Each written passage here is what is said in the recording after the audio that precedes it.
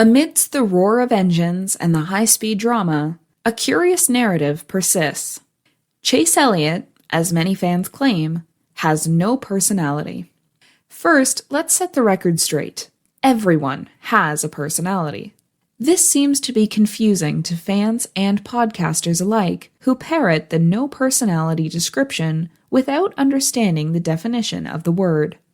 Personality is the combination of characteristics that form an individual's distinctive character. So if we equate flamboyance with personality, we're doing a disservice to the quiet, the measured, and the composed that are among us, and Chase Elliott epitomizes these qualities. His understated demeanor is not a lack of personality, it is his personality. To single out Elliott is to conveniently ignore the similarities he shares with teammates like Kyle Larson and William Byron, whose steadfast composure and post-race comments often mirror Elliott's. They too are downplayed and choose measured and respectful words over unfiltered outbursts. Alex Bowman's own reserve aligns closely with Elliott's, unless, of course, he lets the biting sarcasm slip when frustration breaks through his restrained veneer. Perhaps it's Elliott's deep voice, thick with a casual southern drawl and an even keel that causes listeners to superficially mislabel him as bland. But this is a narrative that's formed from selective listening, and one that conveniently neglects how very similar many of the drivers are in their public personas. Indeed, when we turn to other drivers like Martin Truex Jr., Christopher Bell, Michael McDowell, and Chris Buescher, we find a similar pattern of professionalism and restraint that rivals Elliott's. Their interviews and public commentaries rarely deviate from the same formula of controlled communication, often with the very same wording. This is not a sign of lacking personality. It's a strategy for maintaining composure in a sport that is as mentally demanding as it is physically. But the opposite end of the scale also draws wrath from fans, where drivers are either ridiculed, memed, or outright hated for their public displays. Consider drivers who are more openly emotional or controversial. For example, on the lower end of the scale, Joey Logano is often accused of laughing or smiling too much, and he's mocked for it. AJ Allmendinger's hyperactive response after a race win causes fans to label him as too much and over the top.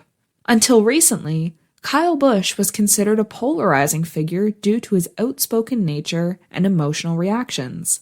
Taking his place is Denny Hamlin, whose aggressive driving style, hypocrisy, and divisive comments have earned him social media backlash and grandstands full of boos during driver introductions. And then there's Bubba Wallace, who runs the gamut of uncontrolled emotions with his actions and speech, and he faces overwhelming backlash for it.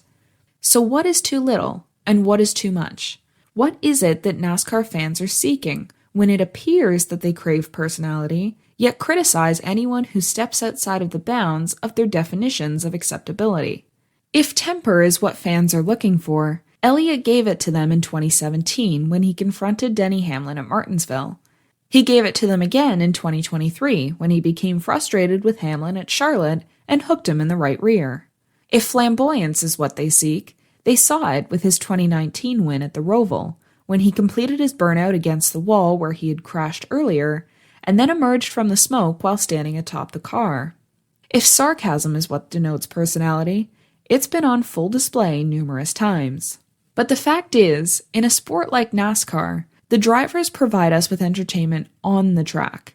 They shouldn't be expected to climb out of the car after hours of racing in an uncomfortable environment and entertain us yet again with shenanigans and pre-rehearsed sound bites. This isn't WWE.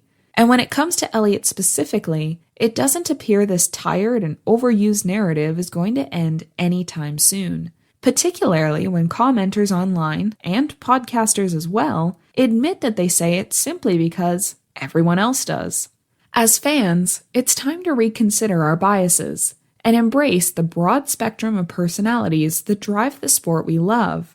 Let's celebrate drivers like Elliott, whose composure is a testament to a different kind of charisma, for it's within their reserve that we actually find a depth of character.